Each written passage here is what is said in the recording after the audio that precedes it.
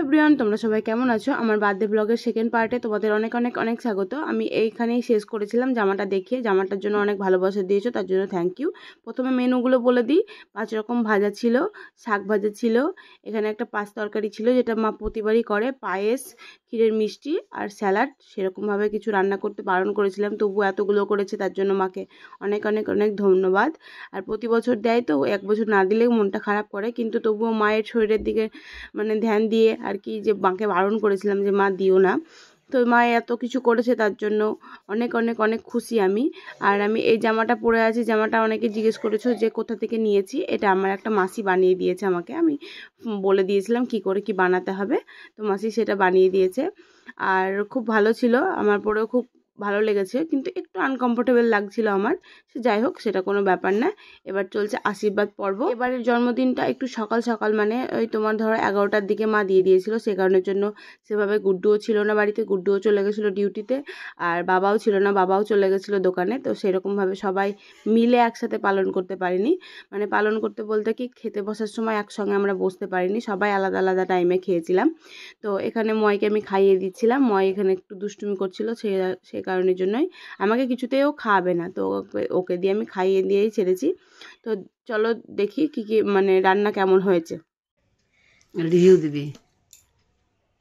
1 2 3 4 1 2 3 4 5 6 7 8 leg পিসটা ওই জায়গাটা তুলে মুখের কাছে ধরে দেখা।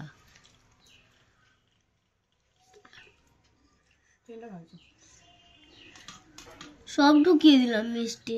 তা শেষ করে নিয়েছি। ভেবেছিলাম আজকে পড়াতে যাব না, মা বললো সময় যখন আছে, তো 15 মিনিট মতো দেরি হয়েছিল, তো মা বললো চলে যা। তো পড়াতে এসে তো এদের দুষ্টুমি না দেখলে তো বোধহয় আমার দিনটাই যায় না। আর এত ডিস্টার্ব করে পড়ানোর সময়, এদেরকে তাড়িয়েও দিলে আবার চলে আসে। তো যাই হোক, প্রথমে ভেবেছিলাম হয়তো বাবা গুড্ডুর সাথে সেলিব্রেশন করা হবে না, তো গুড্ডু নিয়ে চলে এসছে একটা কেক, আর বাবা এদিকে কী নিয়ে এসছে দেখো, মানে বাচ্চা ছেলে বুদ্ধি আর যাবে না।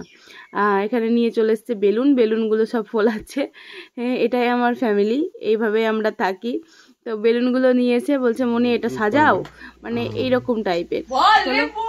হ্যাপি বার্থডে মই বল কাছে সরে যা। হ্যাপি বার্থডে বলো হ্যাপি বার্থডে টু ইউ। মা করছে বেটে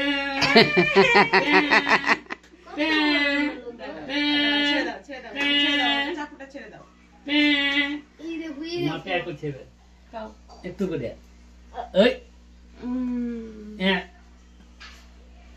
ওরে বাবারে কতটুকু নিল দেখো, নাও গো নাও।